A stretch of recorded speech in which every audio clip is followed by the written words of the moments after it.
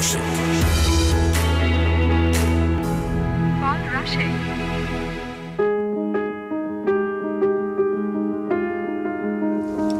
শুরু হলো কল রাশেক। আপনি শুনছেন ঢাকা FM 90.4। আমাদের সঙ্গে উপস্থিত রয়েছেন আমাদের সবার প্রিয় জনাব রাশেক রহমান। স্যার, রমাদান মোবারক এবং রমজান মাসের প্রথম এপিসোডে আপনাকে স্বাগত জানাই। কেমন আছেন? আমি তো ভালো আছি। ঢাকা FM এর মাধ্যমে সকলকে রমজানের অনেক অনেক মোবারকবাদ। তবে ভালো থাকার পাশাপাশি একটু উল্লেখ করতে চাই, যা দেখছি রমজানে আসলে আবাল বৃদ্ধ বনিতা প্রত্যেক কুলের মানুষের যে অনাহারের মধ্য দিয়ে একটি সূক্ষ্ম ব্যথা অনুভব করার কথা, তার থেকে অনেক দূরে আছি বলে মনে হয়। একই সাথে রমজানে ধৈর্যের যে পরীক্ষা বা যার প্রদর্শনী থাকার কথা, অ্যাটলিস্ট প্রায়োগিক জীবনের প্রায়োগিক ক্ষেত্রে, সেটারও অনুপস্থিতি দেখা যায়। এত বেশি ট্রাফিক, এত বেশি যানজট, চিৎকার চেঁচামেচি, অশ্রাব্য ভাষায় একে অপরকে গালাগালি করা। আসলে রমজানটা আমার কাছে মনে হয় কি যে 12 মাসের একটি মাস, it is rather reset point, অর্থাৎ আমাদের ভুল ত্রুটিগুলো শুধরিয়ে নেওয়ার একটা মাস। ধৈর্যের সাথে একাগ্রচিত্তে চিন্তা করা, অনুধাবন করা, অনুতপ্ত হওয়া, ক্ষমা প্রার্থনা করার একটি সময়, একটি মাস। আবার মিতব্যয়িতা বলুন, আমি এটাকে কিপটেমির বা কৃপণতার পর্যায়ে তো নাই, মিতব্যয়িতার আদার ইংরেজিতে বলা যেতে পারে অস্টারিটি, এর একটা প্রয়োগ থাকার কথা, এর একটি চর্চা হওয়ার কথা। কিন্তু আসলে কি তা হচ্ছে কিনা, এটা মনে প্রশ্ন জাগে। সবচেয়ে দুঃখজনক ব্যাপার হচ্ছে, আমরাও ভালো খেতে ভালোবাসি, আমি শিওর তুমিও খুব আনন্দ করে ইফতার করো, সবচেয়ে দুঃখের বিষয় বাড়িতে 4 জন মানুষ, কিন্তু আহারের আয়োজন করা হচ্ছে 10 জনের জন্য। এই বাকি 6 জনের খাদ্য নষ্ট করা, এটা কি? আমি এটার কোনো প্রাসঙ্গিকতা খুঁজে পাচ্ছি না। আপনি খুব ধার্মিক হন বা নাই হন, যে দেশে এখনো অনেক মানুষ দরিদ্র, আমরা খাদ্যে স্বনির্ভর, কিন্তু অনেকের তার একটু বেশি খেতে পারলে ভালোই হতো, এমন একটা পর্যায়ে। সেই জায়গায় 4 জনের একটি পরিবার 10 জনের খাবার নষ্ট করছি, 2 জনের একটি পরিবার 6 জনের খাবার নষ্ট করছি। খুবই দুঃখজনক। আর পথে ঘাটে চলাফেরায় কোথাও তো আমি আসলে এই একাগ্রতা বা এই সংযম অথবা এই ইবাদতে নিজেকে নিয়োজিত করার যে ব্যাপারটার কোনো বহিঃপ্রকাশ করতে দেখছি না। অনেকে ভাবতে পারেন, অনেকে প্রশ্ন করতে পারেন যে আপনি কি খুব ধার্মিক কিনা। আমি তো মানুষ, সাধারণ মানুষ, আমার দোষ ত্রুটি আছে, কিন্তু এটা আমাদের একটা আশা যে ধৈর্যের যে শক্তি, তা সত্যিকার অর্থে বৃদ্ধি পাবে। কারণ আমি বহুদিন আগে, তোমাকে কখনো বলেছি কিনা জানি না, একবার আমি মারাকেশ নামে একটা শহরে গেলাম। এটা আফ্রিকা মহাদেশে অবস্থিত, মরক্কো নামীয় একটি দেশের শহর, বহুদিন আগে। তো সেখানে জামায়ে মদিনা নামে একটা জায়গা আছে, অর্থাৎ মারাকেশ শহরের মাঝামাঝি একটা জায়গা, যেখানে বহু শত বছর আগে বিচার দরবার গুলো হতো। তো সেখানে একটি মসজিদ, যেটির বয়স প্রায় 1100 বছর, আর তার পাশে আরেকটি মসজিদ আছে, সেটা বয়স প্রায় 800 বছর। এই দুটো মসজিদ দেখতে গেলাম, এবং ওখানে মরক্কান একটা ইয়াং ছেলে, তরুণ, সে আমাকে বললো যে যদি আপনি কিছু মনে না করেন, আপনাকে আমি একটু এই মসজিদগুলো ঘুরিয়ে দেখাতে চাই। তো আমি চিন্তা করলাম যে আরবি আমি পড়তে পারি, কিন্তু এটা বুঝতে পারি না ঠিক। একই সাথে ফরাসি ভাষার অক্ষরগুলো আমি চিনি, কিন্তু কি বলতে চাই সেটা আমি বুঝতে পারি না, যেহেতু মরক্কোতে ফরাসি এবং আরবি দুটোই চলে।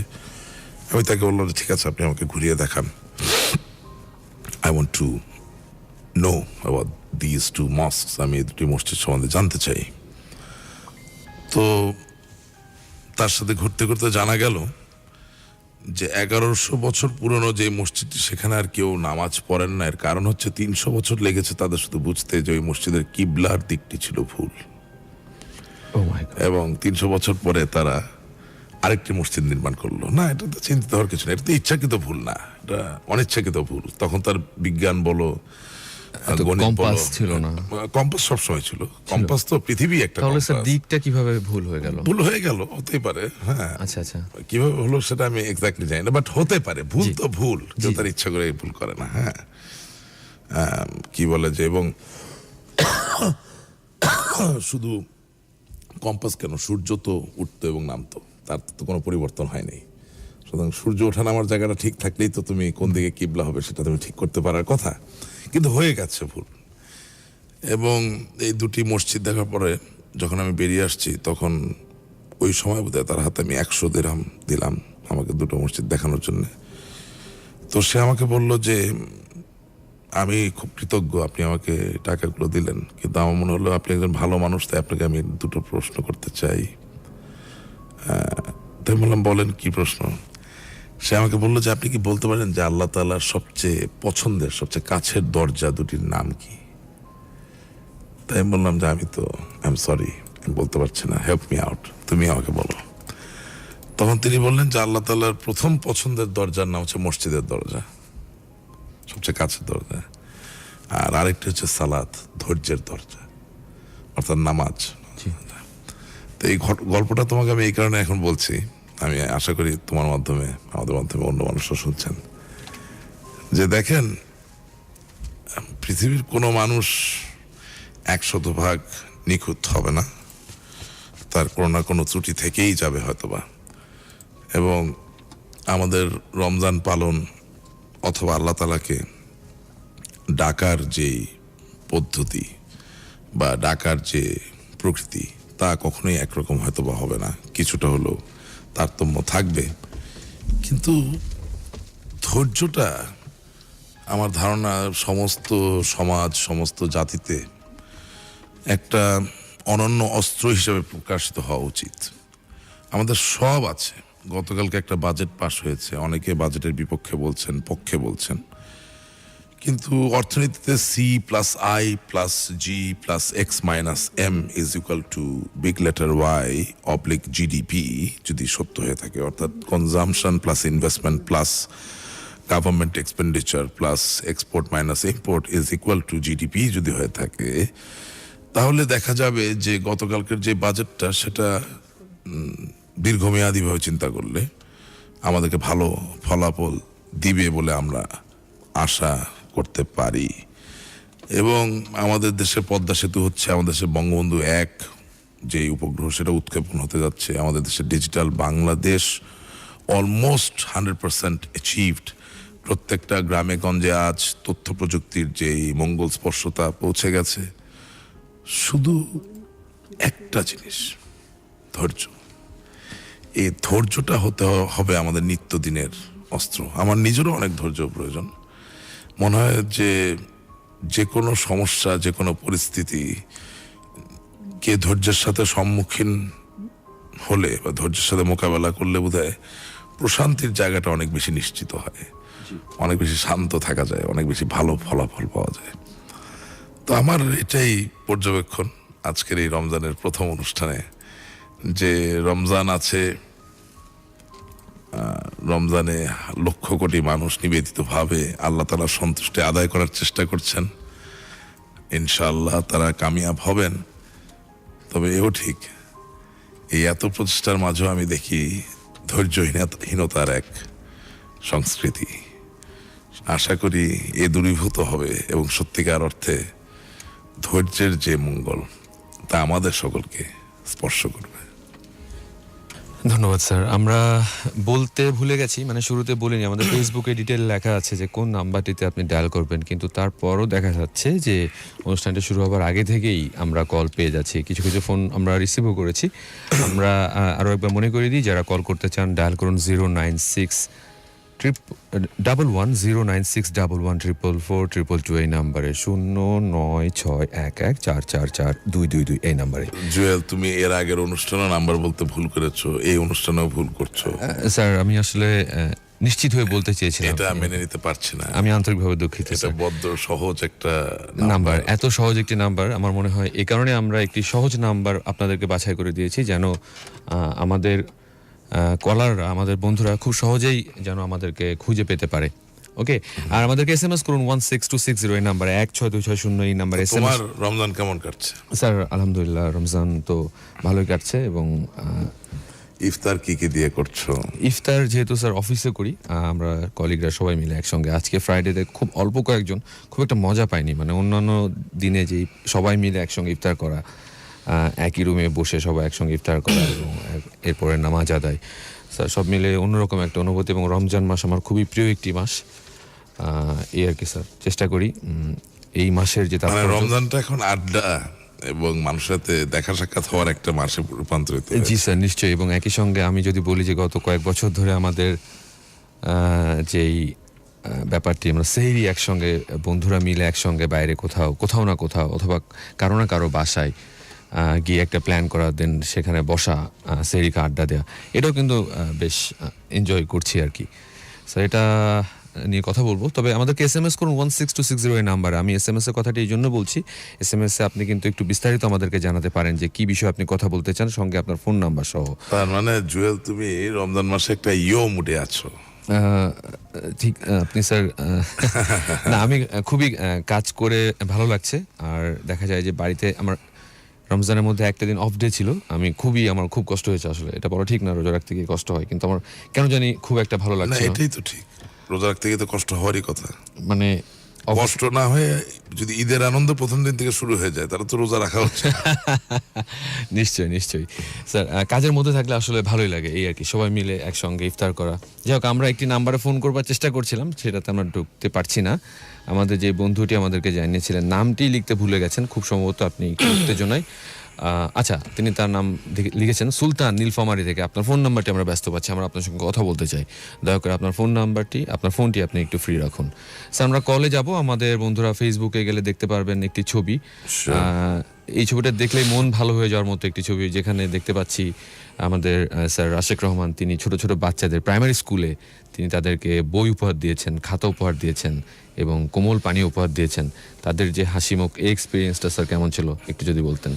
এটা হচ্ছে, আমি দুঃখিত, অনেক ছবি, তার মধ্যে থেকে একটি ছবি আমি আমাদের বন্ধুদের জন্য। That's fine. এটা হচ্ছে রংপুরের মিঠাপুকুরের পায়রাবন্দ ইউনিয়ন, যেখানে বেগম রোকেয়া সাখাওয়াত হোসেনের জন্ম হয়েছিল, সেখানে চুহর বিদ্যালয় নামে একটি স্কুল। এই স্কুলের মোট ছাত্রছাত্রীর সংখ্যা প্রায় 900, এবং আমি এই স্কুলে প্রত্যেকটি ছেলে মেয়েকে নিজ হাতে একটি করে সুদৃশ্য খাতা, এবং যেহেতু ওই দিন খুব অসম্ভব গরমের দিন ছিল, ঠান্ডা কোমল পানীয় উপহার দিয়েছি। বাট আসলে ওদেরকে উপহার দেওয়ার থেকেও তো ওরা আমাকে আসলে উপহার দিয়েছে, তারা আমাকে যেভাবে বরণ করে নিয়েছে, এবং আমি তাদের সাথে কথা বলেছি। প্রত্যেকটা ছেলে মেয়ে বাঙালির জাতির পিতাকে,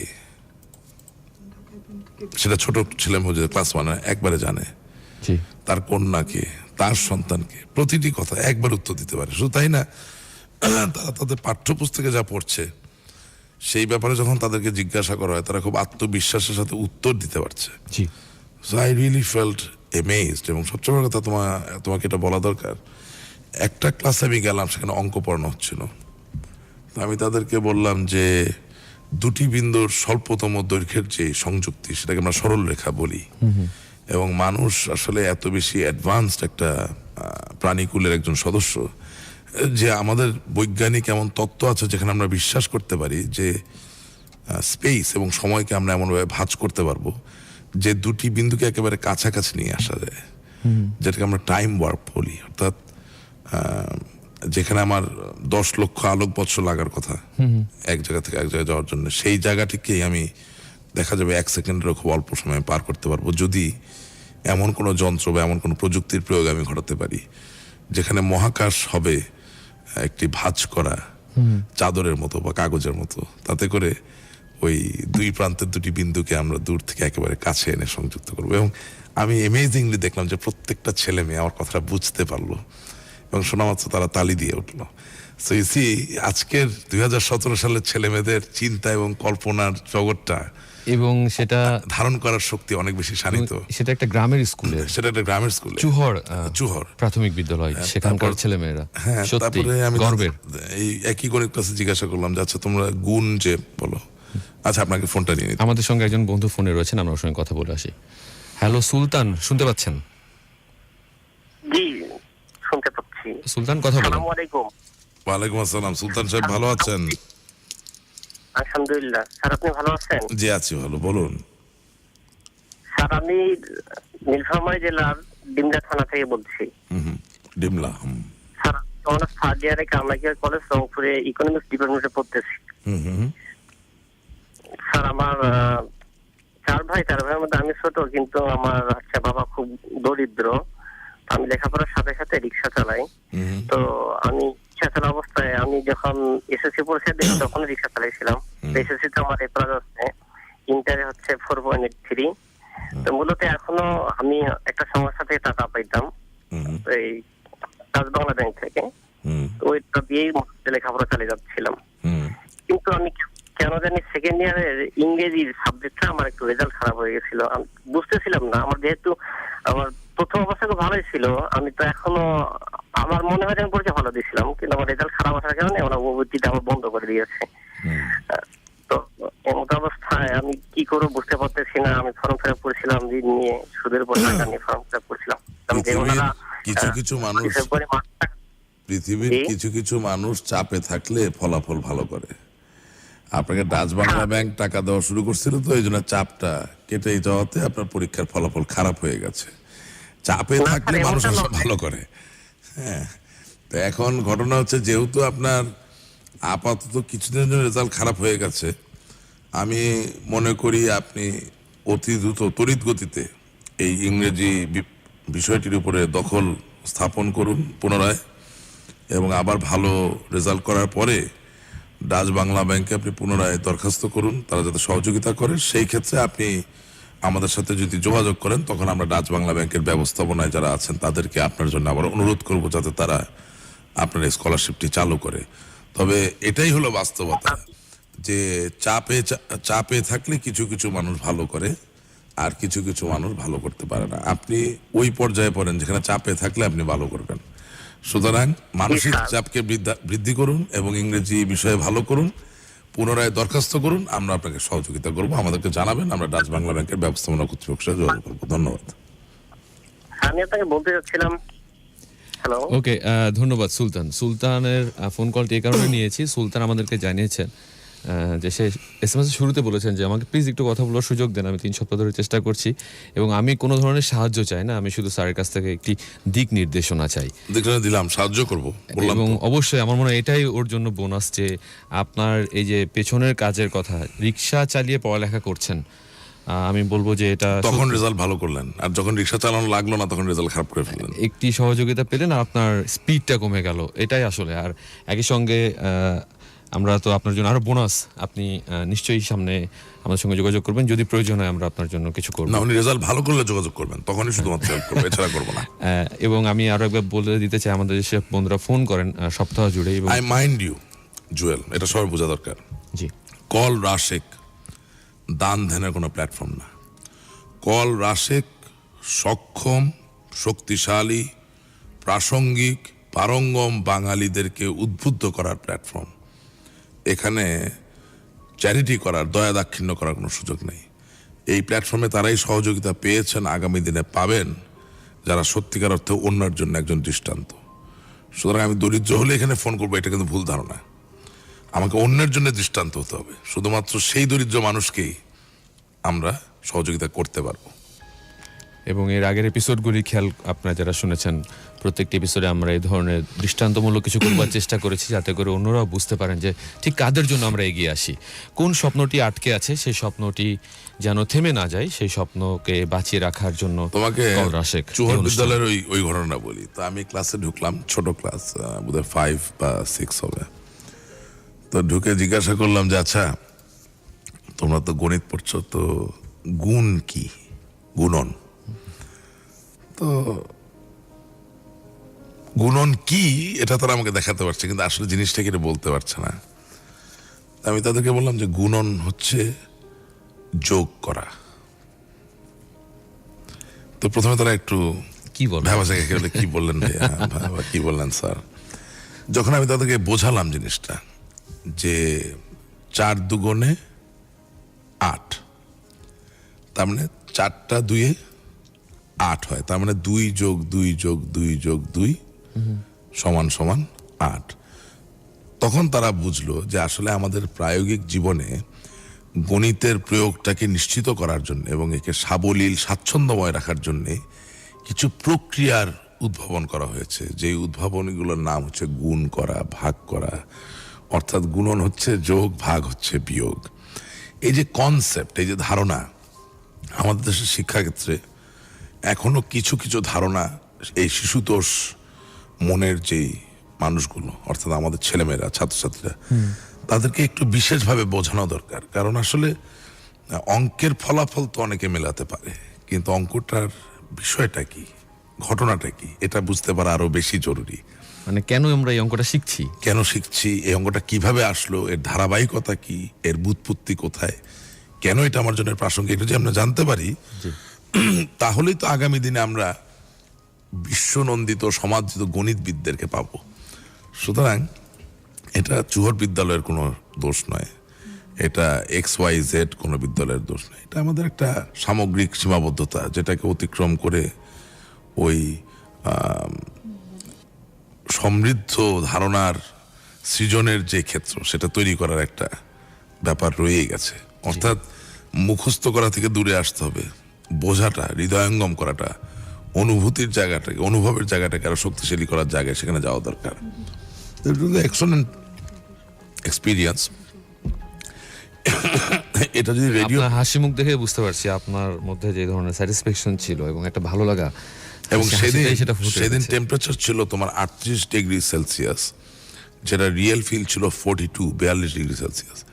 সেই গত সপ্তাহে, হ্যাঁ, এবং সেই গরমে ওই ছেলে মেয়েগুলো ক্লাস করছে মহা উৎসাহে, মহা উদ্দীপনা। এবং সবচেয়ে মজার বিষয় হচ্ছে, যখন তুমি তাদেরকে জিজ্ঞেস করছো, আচ্ছা বলো তো জাতির জনকের নাম কি, সবাই তো একসাথে বলছে বঙ্গবন্ধু শেখ মুজিবুর রহমান, প্রত্যেকের মুখে হাসি। যখন বলা হচ্ছে তার কন্যার নাম কি, সবাই বলছে মাননীয় প্রধানমন্ত্রী জননেত্রী শেখ হাসিনা, সবার মুখে হাসি। যখন বলা হচ্ছে যে ওনার সন্তানের নাম কি, সবাই বলছে সজীব ওয়াজেদ জয়, কেউ বলছে সাইমা ওয়াজেদ, কিন্তু মুখে হাসি। এটা যে আমাকে কি স্পর্শ করেছে, যে এত গরমে গ্রামের একটা স্কুল, কোথাও ফ্যান আছে, কোথাও ফ্যান নাই, প্রত্যেকটা প্রশ্নের উত্তরে অসম্ভব রকম একটা মানে পবিত্র হাসির বহিঃপ্রকাশ এমনি একটা মানুষকে জাগ্রত করে ফেলে।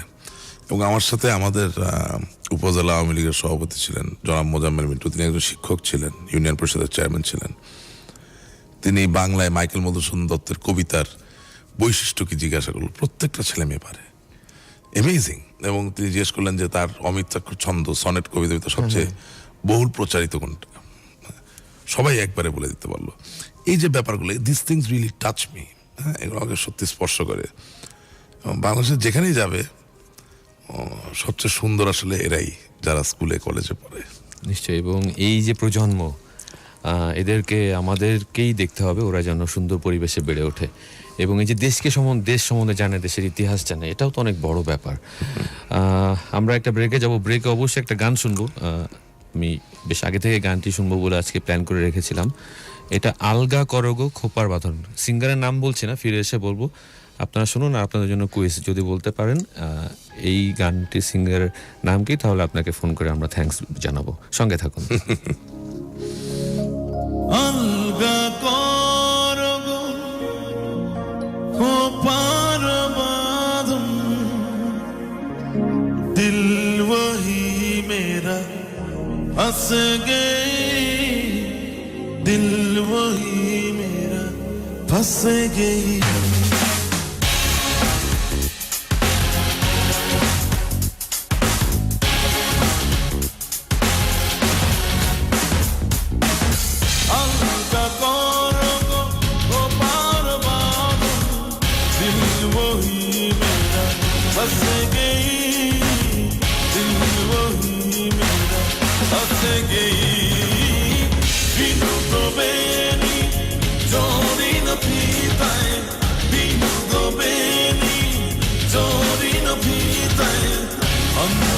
इश्क मेरा कस गई, अन्ना इश्क मेरा कस गई।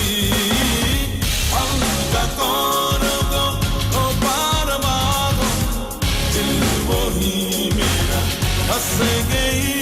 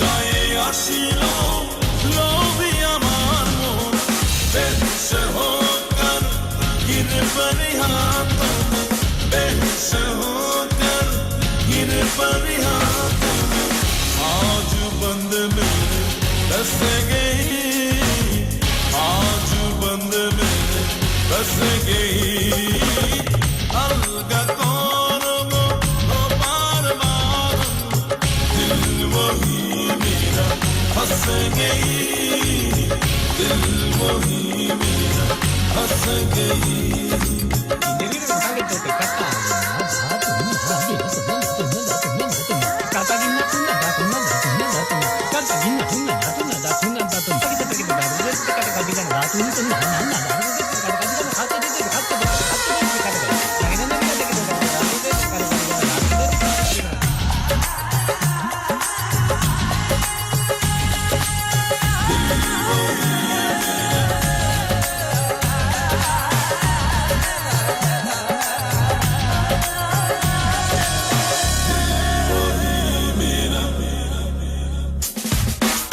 প্রাণের দুলে প্রাণ রাখিলে বিধিয়া আপিরা দিয়া চোরি গনিদিয়া প্রাণের দুলে প্রাণ রাখিলে বিধিয়া আপিরা দিয়া চোরি গনিদিয়া দেহেরো দেউরিতে বেড়াতে আসিয়া দেহেরো দেউরিতে বেড়াতে আসিয়া और नहीं वो वापस गई और नहीं वो वापस गई हम जतों को पार मारो दिल वही मेरा बस गई पीनो दो बेनी चोरी मफीदा अंधा इश्क मेरा बस गई अंधा इश्क मेरा बस गई अलगा कौनों को पार मारो दिल वही मेरा बस गई दिल वही मेरा बस गई दिल वही मेरा बस गई दिल वही मेरा बस गई दिल वही मेरा बस गई दिल वही मेरा बस गई दिल वही मेरा दिल वही मेरा दिल वही मेरा बस गई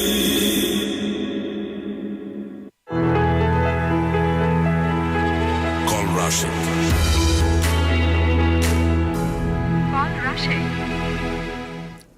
ছোট্ট একটা বিরতির পর আবারও স্বাগত কল রাশেকে অনুষ্ঠানে 9টা বেজে 37 এই মুহূর্তের সময় এবং ব্রেকে যাওয়ার আগে একটা গান আমি বাজিয়েছি নজরুল গীতি এবং প্রশ্ন ছিল যে এই গানটি যিনি গেয়েছেন তার নাম যদি কেউ বলতে পারেন তাকে আমরা ফোন করে থ্যাঙ্কস দিব। তো যাই হোক আমরা অনেকগুলি সঠিক উত্তর পেয়েছি, তাদের নাম একটু পরে বলি, তবে এই মুহূর্তে যাকে ফোন করে থ্যাঙ্কস জানাতে চাই তিনি আমাদের সঙ্গে রয়েছেন। Hello, Hello. Thank you for calling me. Thank you. আচ্ছা আপনাকে ধন্যবাদ, বিকজ আমরা বলেছিলাম যিনি সঠিক উত্তর দিবেন তাকে আমরা ফোন করে ধন্যবাদ দিব, তো আপনাকে ধন্যবাদ জানাই। গানটি আপনার কি প্রিয়? বুঝিনি, কথা ভেঙে আসছে। গানটি আপনার কেমন লাগে, মানে গানটি আগে শুনেছেন? গানটা তো স্পেশালি আমার ভালো লাগে এবং এই ভার্সনটা আমার সত্যিই ভালো লাগে। আমি এই ভার্সনটা যতবারই শুনি ততবারই আমার মনে হয় এটার একটা মিউজিক ভিডিও হওয়া উচিত। থ্যাঙ্কস টু সিঙ্গার এবং স্যার, আসসালামু আলাইকুম, কেমন আছেন আপনি? আচ্ছা ভালো, আপনার নামটা তো বললেন না। সরি, আমার নাম রীতা, আমি একটা রেডিওতে কাজ করছি এবং আমি বাড়ি আসতে আসতে শুনছিলাম তাই? গানটা, তো লোক সামলাতে পারছিলাম না, SMS করে ফেললাম। তা আপনার যে রেডিওতে সিঙ্গারটাকে আমি জানি। আপনার রেডিওতে কোনোদিন এই গান বাজিয়েছেন? হ্যাঁ, বাজিয়েছি। তাহলে ভবিষ্যতে আরো বাজিয়েন। আপনাকে অনেক ধন্যবাদ যে আপনি আমাকে শনাক্ত করতে পারলেন। আপনাকে থ্যাঙ্কস যে আপনি গেয়েছেন এবং ভার্সনটা আমার ভীষণই ভালো লাগে, পার্সোনালি অনেক ভালো লাগে তাই? আচ্ছা, এবং যতবারই শুনি ততবারই মন ভালো হয়ে যায়। Thank thank you. ইউ, অনেক ধন্যবাদ, থ্যাংক ইউ, ভালো থাকবেন। জি স্যার, আপনিও ভালো থাকবেন। আসসালামু জি, আলাইকুম। আসসালামু আলাইকুম। খুব ভালো লাগলো, একটি অন্য রেডিওর একজন তিনি যেতে যেতে শুনে আমাদেরকে SMS করে জানিয়েছেন গানটি ভালো লেগেছে এবং এই ভার্সনটি তার স্পেশালি খুব প্রিয়। একটা দাবিও ছিল স্যার, একটা মিউজিক ভিডিও। Music video? হ্যাঁ, ওকে। গান নিয়ে তো একেবারে আপনাকে পাই না। যাই হোক, সঠিক উত্তর রাশেক রহমান। উত্তরটা শখে করা, আমি তার পেশাদার গায়ক না।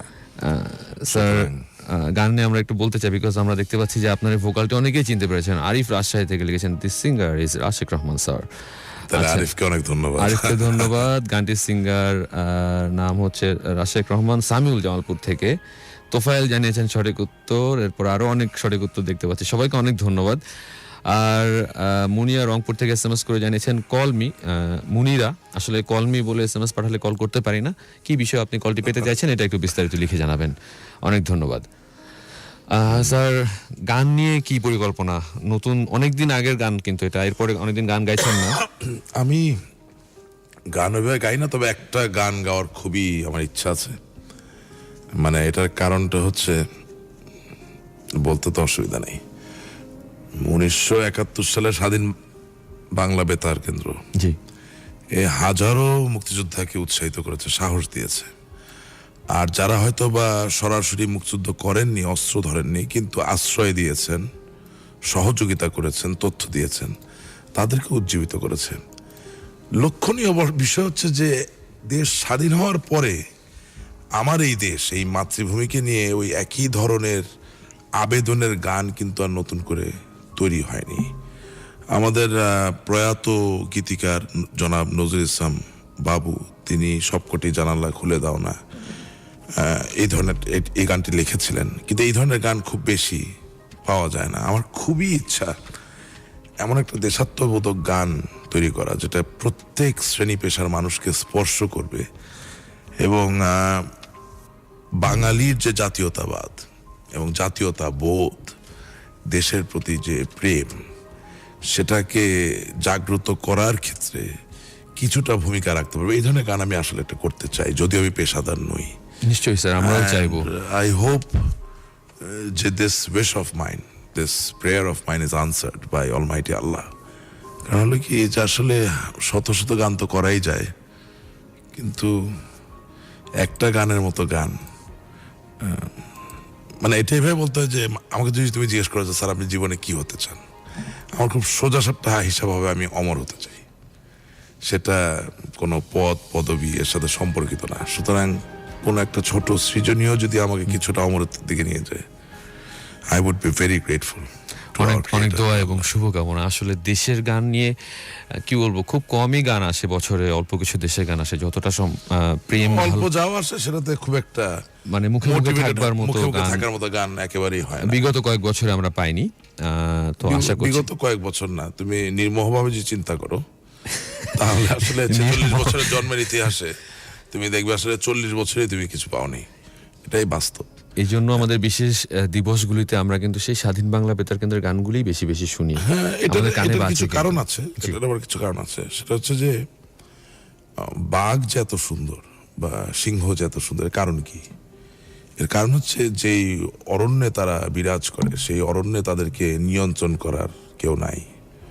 বাঘ যখন হুঙ্কার দেয়, তখন এই হচ্ছে মুক্ত হুঙ্কার, মুক্ত চিত্তে সে তার নিজেকে বহিঃপ্রকাশ, তার প্রকাশ ঘটায়। তো বাংলাদেশে যেটা হয়েছে যে দুর্নীতির যে সংস্কৃতি, সেটা তো আমাদের শিল্পের চর্চার জায়গাও বাদ যায়নি।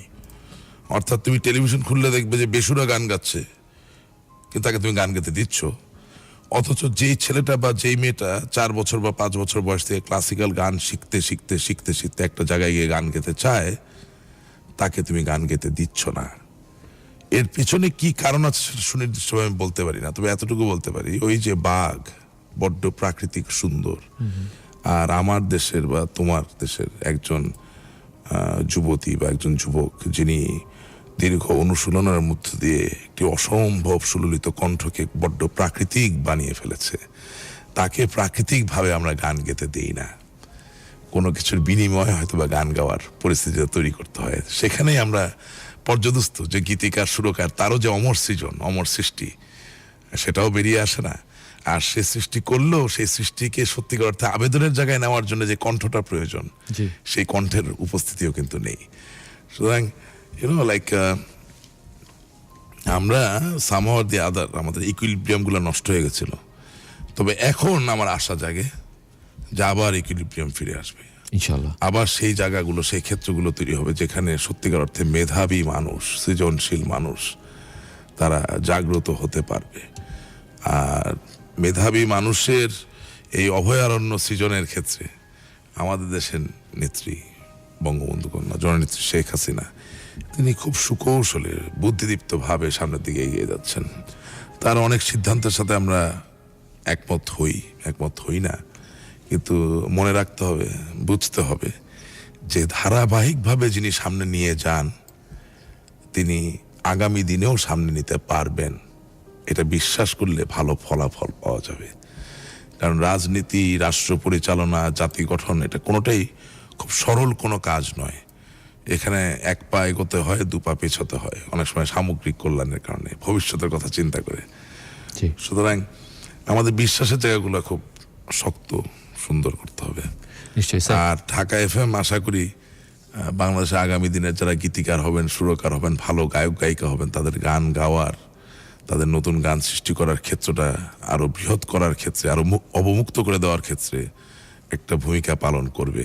ওই টেলিভিশন খুললে বা যে কোনো রেডিও খুললে যেমন ভোকোডার দিয়ে গান গাওয়ার যে অভ্যাস, অর্থাৎ কনসার্টে গেলে বেসুরা গাবেন, হ্যাঁ, একটা গিটার ধরে গিটার বাজছে একদিকে আর গলা যাচ্ছে আরেকদিকে, ওই ধরনের শিল্পীদেরকে আমাদের প্রমোট না করাটাই বোধহয় জি, ভালো হবে। নিশ্চয়ই স্যার। ঢাকা এফএম 2012 সাল থেকে এখন পর্যন্ত চেষ্টা করছে, আমার মনে হয় সবচেয়ে বেশি আনরিলিজ ট্র্যাক, মানে যারা ওইভাবে প্রমিনেন্ট সিঙ্গার না কিন্তু ভালো গান করে তাদের গান তাদের কাছ থেকে নিয়ে অথবা তারা যখন দিয়ে যাচ্ছেন আমরা গানগুলি বাজাই। না, আরেকটা ব্যাপার তো আছে, এটাও আছে। যেমন ধরো হয়তোবা তুমি এটা ফেস করেছো, বাবা মা তো তার ছেলে মেয়েকে অসম্ভব ভালোবাসে, কিন্তু শত বছরের ঔপনিবেশিক বিস্মৃতি এটা আসলে আমাদের এতটা দুর্বল করে ফেলেছিল যে যেই ছেলেটি ভালো খেলে তার খেলার ব্যাপারে আমাদের কোনো উৎসাহ নাই, যে ভালো গান গায় তার গানের গাওয়ার ব্যাপারে উৎসাহ নাই, যে লেখে তার লেখার ব্যাপারে উৎসাহ নাই। এখানে এক্ষেত্রে একটা ছোট উদাহরণ তোমাকে দিই, এটা আবার তুমি আমাকে কিছু মানে ভুল বোঝো না। আমি যখন এসএসসি পরীক্ষা দিচ্ছি, তো পরীক্ষা দিয়ে বের হচ্ছি হল থেকে, বের হওয়ার পরে দেখি যে আমারই কোনো বন্ধুর বাবা অসম্ভব রোদে, অসম্ভব গরম, মানে গ্রীষ্মের দিনে তিনি 2 হাতে 2টা ডাব নিয়ে দাঁড়িয়ে আছেন। এটা ভালোবাসার বহিঃপ্রকাশ, কোনো সন্দেহ নেই। ছেলে তার অমূল্য ধন, অমূল্য সম্পদ। কিন্তু ওনাকে যদি জিজ্ঞেস করা হয় যে আপনার ছেলে যখন খেলতে যায় আপনি খেলাটা দেখতে যান কিনা, উনি কিন্তু উত্তর দিবেন না। অর্থাৎ পরীক্ষা যার তার যত না মাথা ব্যথা, যার পরীক্ষা না তার মাথা ব্যথা অনেক বেশি। কিন্তু আপনার সন্তান যেখানে তার শৌর্য বীর্যের প্রদর্শনী বা বহিঃপ্রকাশ ঘটাবে, সেই জায়গায় সমস্ত পরিবারকে নিয়ে গিয়ে যে তাকে উৎসাহ দেওয়া, যাতে সে একজন আত্মবিশ্বাসী পুরুষ বা নারীতে রূপান্তরিত হয়, সেই জায়গাটা আমরা চর্চা করি না। মার্কিন যুক্তরাষ্ট্রে প্রায়শই সুধীজনদের মাঝে এবং সাধারণ মানুষের ভিতরে আলাপ থাকে যেখানে ডিভোর্স বেশি, তালাক বেশি, ছেলেমেয়েরা আলাদা হয়ে যায়। ব্যাপারটি সম্পূর্ণভাবে ভ্রান্ত। এটা দালিলিকভাবে প্রমাণ করা সম্ভব যে মার্কিন যুক্তরাষ্ট্রে যারা ডিভোর্সড প্যারেন্টস, অর্থাৎ সিঙ্গেল প্যারেন্টস, তারাও তাদের ছেলে মেয়েদেরকে মাথা পিছু যেই পরিমাণ সময় দেয়, সেই পরিমাণ সময়টা আমরা দেই না বা দিতে পারি না। কারণ তুমি দেখবে যে আমেরিকায় একটা স্কুলে যখন সুইমিং প্রতিযোগিতা হয়, তার ডিভোর্স বাবা মা দুজনই কিন্তু দেখতে যাচ্ছেন। ছেলেটি বা মেয়েটি যখন পিয়ানো বাজাচ্ছে বা বেহালা বাজাচ্ছে বা বাঁশি বাজাচ্ছে, তখন তার বিবাহ বিচ্ছেদের কারণে বিচ্ছিন্ন দুজন বাবা মা ঠিকই একই দিনে একই সময়ে তার ছেলে বা মেয়েকে উৎসাহ দেওয়ার জন্য যাচ্ছেন। অর্থাৎ আমাদের মাইন্ডসেটটা চেঞ্জ করা দরকার যে হ্যাঁ, পড়ালেখা তো লাগবে, কিন্তু আমার ছেলে বা আমার মেয়ের যেখানে সত্যিকার মেধা, যেখানে সত্যিকার অর্থে প্রতিভাবান, সেই জায়গাটাকে লালন করার জন্য আমি উৎসাহ দিব, সাহস দিব। তাহলে তুমি দেখবে গায়কের মতো গায়ক, সুরকারের মতো সুরকার, গীতিকারের মতো গীতিকার, খেলোয়াড়ের মতো খেলোয়াড় আরো বেশি সংখ্যক বেরিয়ে আসবে। সত্যিকার অর্থে বিজ্ঞানী পাওয়া যাবে। অসাধারণ লাগলো স্যার কথাগুলি। ঢাকা থেকে মানিক এসএমএস পাঠিয়েছেন। স্যার একটা প্রশ্ন, আমার মনে হয় আজকে অনেকগুলি প্রশ্ন আমরা মোটামুটি কাছাকাছি ধরনের পেয়েছি, আমি তাদের ওই প্রশ্নটি আপনার কাছে তুলতে চাই। এবং সপ্তাহ জুড়ে অনেক মেসেজ এবং অনেক ফোন কল আমরা পাই, অফিসে আসেন অনেকে। একটা ব্যাপার আমরা খুব বেশি কমন লক্ষ্য করছি যে পড়ালেখার মাঝামাঝি পর্যায়ে এইচএসসি পাস করবার পর একটা কোথাও কোথাও কোনো ছেলে মেয়ের মানে পড়ালেখাটা একটু বাধাগ্রস্ত হচ্ছে অর্থনৈতিক সমস্যার কারণে। তো স্যার পড়াশোনার পাশাপাশি আসলে পড়ালেখা শেষ না করে কোনো কাজেও আসলে যাওয়া যায় না, পড়ালেখার পাশাপাশি স্যার কিভাবে কিছুটা অর্থ উপার্জন করা যেতে পারে আপনার মনে হয়, কোনো আইডিয়া আছে কিনা? প্রথম কথা হচ্ছে যে এইচএসসিতে যেই ছেলে মেয়ে পড়ালেখা করছেন, তিনি যখন এইচএসসিতে পাশ করবেন, পাশ করার পরে উচ্চতর বিদ্যা অর্জনের জন্য তিনি যখন বিশ্ববিদ্যালয় বা বিশ্ববিদ্যালয় পর্যায়ের কোনো কলেজে যাবেন, সেখানকার খরচ যেভাবে পোট্রে করা হচ্ছে সেভাবে অতটা বেশি হওয়ার কথা না। যদি হয়ে থাকে তাহলে ধরে নিতে হবে যে সেই বিদ্যালয় বা সেই প্রতিষ্ঠানে কোনো একটা অনিয়ম চলছে। এটা অবশ্যই সরকারের দৃষ্টিগোচর হওয়া দরকার, কারণ এটা সরকারি কলেজ, সেখানে কারো সক্ষমতার বাইরে খরচ হবে এটা তো আমি আসলে চিন্তা করতে পারছি না। এটা বাংলাদেশের আইন সিদ্ধ না। তারপরেও বলতে চাই, বাংলাদেশে এখন অনেক বেসরকারি প্রতিষ্ঠান দাঁড়িয়ে গেছে যারা পার্ট টাইম সেলসম্যান খুঁজছে, পার্ট টাইম এক্সিকিউটিভ খুঁজছে। অর্থাৎ আপনি স্নাতক বা স্নাতকোত্তর পর্যায়ে লেখাপড়া করার সময়ই খণ্ডকালীন, স্বল্প মেয়াদী এবং শর্ট টাইম ভিত্তিতে সেসব প্রতিষ্ঠানে চাকরি করতে পারবেন। পিৎজা হাট আছে, KFC আছে, বার্গার কিং আছে, শুধু তাই না, রাডো, আমি আরো অনেক প্রতিষ্ঠানের নাম বলতে পারবো যেগুলো আসলে বিপণন এবং বিতরণ নির্ভর প্রতিষ্ঠান। সেখানে কিন্তু তারা এই ধরনের চাকরির ব্যবস্থা করে দেয়। এর জন্য একটু চোখ কান খোলা রাখতে হবে এবং যেসব পোর্টালগুলো আসলে চাকরির প্রস্তাবনা সামনে তুলে ধরে, চাকরির সুযোগটাকে সামনে তুলে ধরে, সেগুলো একটু দেখতে হবে, সেগুলো নিজের আয়ত্তে রাখতে হবে। বাংলাদেশে এখন অর্থনৈতিক কর্মকাণ্ডের ব্যাপ্তি বিশাল, সুবিশাল রাদার, এবং সেখানে আপনি স্নাতক পর্যায়ের একজন ছাত্র হয়ে আমি মনে করি পার্ট টাইম কাজ করার যথেষ্ট সুযোগ রয়ে গেছে। জি স্যার, অনেক ধন্যবাদ। আসলে চোখ কানটা খোলা রাখা খুবই জরুরি। আর এটা 10 বছর আগেও ছিল না, কিন্তু এখন হয়েছে। আর আমাদেরকে একজন বন্ধু একটা SMS পাঠিয়েছিলেন, তিনি ডিপ্লোমা করছেন, তিনি BSc পড়তে চান। তিনি লিখেছেন যে তার রেজাল্ট খুবই ভালো। তো আমি একটু সন্দিহান আসলে আপনার রেজাল্ট কতটুকু ভালো, বিকজ আপনি রেজাল্ট বানানটাই লিখেছেন ভুল। তো এইভাবে যদি মানে রেজাল্ট ভালো হয় তাহলে আসলে এই ভালো রেজাল্ট দিয়ে বেশি দূর এগোনো যাবে না আসলে। আমি মার্ক করে রেখেছি, আপনি নিশ্চয়ই দেখতে পাচ্ছেন। দেখলাম তিনি ডিপ্লোমা করেছেন, BSc করতে চান। যাই হোক, চোখ কান খোলা রাখার পাশাপাশি যতটুকু পড়ছি সেটা যেন ঠিকঠাক পড়ি, কিছু শিখি, জানি, যেটা পরে কাজে লাগাতে পারি। মানে শুধু সার্টিফিকেটটা পাওয়ার জন্য আসলে পড়লে খুব বেশি দূর যাওয়া যাবে না ভাই, এটা মনে রাখতেই হবে। আপনি ধনবান হন বা দরিদ্রই হন, আপনার জীবনের সবচেয়ে বড় হাতিয়ার, সবচেয়ে বড় শক্তি হবে জ্ঞান, শিক্ষা। সুতরাং ওই জায়গাটা আসলে কম্প্রোমাইজ করার কোনো সুযোগ আর আজ নেই। এটা 17 বছর আগে ছিল, পড়ালেখা করলেন না, কৃষিকাজ করলেন, একটু পরিশ্রম করলেন, জীবনে বাঁচলেন, চলে গেলেন, শেষ হয়ে গেল। কিন্তু এখন তো আর তা না। এখন তো হচ্ছে তথ্য প্রযুক্তির যুগ। এখন পৃথিবী হয়ে আসছে ছোট, এক দেশের সাথে আরেক দেশের দূরত্ব গেছে কমে, তাও প্রযুক্তির কারণে। সেই সময়ে যদি আমরা সত্যিকার অর্থে শিক্ষিত এবং জ্ঞানী না হই, তাহলে যেটা হবে যে আমরা বেঁচে থাকবো ঠিকই, কিন্তু অন্যের কাছে হয়ে যাব অপ্রাসঙ্গিক। এবং অপ্রাসঙ্গিক বলতে আমি জিনিসটা আসলে এইভাবে বোঝাতে চাই যে বহু বছর আগে একটা সাবসিস্টেন্স জীবনের যদি আপনি অধিকারী হতেন, তারপরে আপনার স্ত্রী সন্তান নিয়ে মোটামুটি দিনকান চলে যেত, কারণ আসলে কেউই তো খুব একটা বেশি দেখছেন না, তার আকাঙ্ক্ষার জগৎটা অত বড় হচ্ছে না। কিন্তু আজকে আপনি যে বিবাহ করেন, আপনার স্ত্রী তো পৃথিবী দেখতে পাচ্ছে, তার চাহিদা থাকবে বেশি, তার চাওয়া পাওয়া থাকবে বেশি, আপনার সন্তানের চাওয়া পাওয়া থাকবে বেশি। সো সেই জায়গায় আপনার সক্ষমতাটা বড্ড অপরিহার্য। তো এই ক্ষণিকের আনন্দ, আড্ডাবাজি বা আনন্দের জন্য যদি লেখাপড়ার জায়গাটাকে আমরা দুর্বল করেই ফেলি, তাহলে আসলে আগামী দিনে মানে দুঃখের বন্যার মাঝে নিজেকে হারিয়ে ফেলতে হবে। আমরা প্লাবিত হব দুঃখ নামীয় ঢেউ দ্বারা। আমরা নিশ্চয়ই তেমন হতে চাই না, পেতেও চাই না, দেখতেও চাই না। ইনশাল্লাহ তেমনটা আমাদের দেখা লাগবে না। মানিক বলেছেন কথা বলতে চান, ফোন নাম্বার পাঠানি। সামিউল লিখেছেন গত সপ্তাহ কল কেটে গেলেও সমাধান পাইনি। আচ্ছা সামিউল, দেখি গত সপ্তাহে আপনার সঙ্গে কি কথা হয়েছিল, এই মুহূর্তে ঠিক মনে করতে পারছি না। সামিউল জামালপুর থেকে লিখছিলেন তার চিকিৎসা সংক্রান্ত একটা বিষয় নিয়ে। আমরা কমিট করিনি, তবে আমরা কমিট করেছিলাম যে আপনি সরকারি কোনো জায়গায় যদি যান আমাদেরকে জানালে তো আমরা বলতে পারবো যে ওনাকে ডিসকাউন্ট দেন, এছাড়া তো বলতে পারবো না।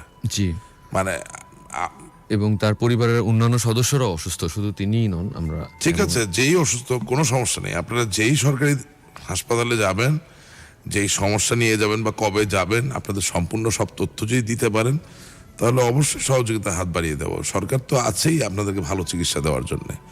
এই তথ্যটা সুনির্দিষ্টভাবে আমাদেরকে পেতে হবে। আমরা করিনি এটা ঠিক না, প্রত্যেক মানুষের জন্য তো আমরা করার চেষ্টা করছি, আপনার জন্যও করবো, কোনো অসুবিধা নেই। স্যার একেবারে শেষের দিকে একটা গুড নিউজ দিতে চাই। শ্যামল মল্লিক, গত সপ্তাহে শ্যামল মল্লিকের জন্য আমাদের কাছে একটা গুড নিউজ ছিল। আজকে শ্যামল আমাদেরকে একটা গুড নিউজ পাঠিয়েছে। তার রেজাল্ট বের হয়েছে এবং সে তার ডিপার্টমেন্টে ফার্স্ট হয়েছে। আমাদের শ্যামল মল্লিক, আপনাকে অনেক অনেক অভিনন্দন। আপনি এগিয়ে যান, আমরা আপনার সাথে আছি। তবে ঢাকা এফএম এর অগণিত দর্শক শ্রোতা সকলকে একটা অনুরোধ জানাতে চাই, শুধু নিজের সমস্যা নিয়ে নয়, আমরা কিন্তু সব ব্যাপারেই কথা বলতে চাই। অর্থাৎ আপনি যদি সমাজনীতি নিয়ে কথা বলতে চান, ফোন করুন। আপনি যদি রাষ্ট্রনীতি নিয়ে কথা বলতে চান, ফোন করুন। আপনি শিক্ষার মান নিয়ে কথা বলতে চান, আপনাকে স্বাগত জানাই। আপনি ইতিহাস নিয়ে কথা বলতে চান, আপনাকে স্বাগত জানাই। সুতরাং আমরা সত্যিকার অর্থে এটা এমন একটা প্ল্যাটফর্ম বানাতে চাই যেখানে মানুষের কাজ তো হবেই, মানুষকে প্রত্যক্ষভাবে আমরা সহযোগিতা তো করবই, আবার একই সাথে আমাদের আলাপচারিতায়, আমাদের মিথস্ক্রিয়ায় আরো 10 জন মানুষ নতুন কিছু জানবে বা শিখবে, তার মধ্য দিয়ে প্রত্যক্ষ এবং পরোক্ষ উভয় মঙ্গলই আমরা সাধন করতে চাই। সুতরাং আপনাদেরকে আবারও আমরা স্বাগত জানাচ্ছি। যে কোনো বিষয়ে আপনারা ফোন করুন। শুধু দুর্বলতা, হারিয়ে যাওয়া, ব্যথা পাওয়া, এই জায়গাটায় আমরা সীমাবদ্ধ থাকতে চাই না। তো আজকে অনুষ্ঠান শেষের আগে সকলকে ধন্যবাদ জানিয়ে বলতে চাই, আলবার্ট আইনস্টাইন বলেছিলেন, imagination is more important than knowledge. অর্থাৎ আপনার কল্পনার শক্তি, আপনার স্বপ্ন দেখার শক্তি জ্ঞানের থেকেও অনেক বেশি গুরুত্বপূর্ণ, অনেক বেশি শক্তিশালী। যে স্বপ্ন দেখতে পারে না, যে কল্পনা করতে পারে না, তার যত জ্ঞানই থাকুক সেই জ্ঞানের প্রয়োগও তিনি ঘটাতে পারেন না। সুতরাং তাই আসুন আজ সংকল্পবদ্ধ হই, আমরা স্বপ্ন দেখব, আমরা কল্পনার জগৎকে করব শক্তিশালী, সমৃদ্ধ, তার মধ্য দিয়ে আমরা থাকবো চিরসবুজ এবং সত্যিকার অর্থে শিক্ষা এবং জ্ঞানের সঠিক প্রয়োগ করব আমরা সুনিশ্চিত। আপনাদের সকলকে ধন্যবাদ। ঢাকা এফএম এ কল রাশেক অনুষ্ঠান শোনার জন্য আগামী শুক্রবার আবারও একই সময় এই অনুষ্ঠান শোনার আমন্ত্রণ জানিয়ে আজকের অনুষ্ঠান শেষ করছি। কল করুন 09611444222। আপনাদেরকে ধন্যবাদ। শুভরাত্রি, শুভ রজনী। কল রাশেক।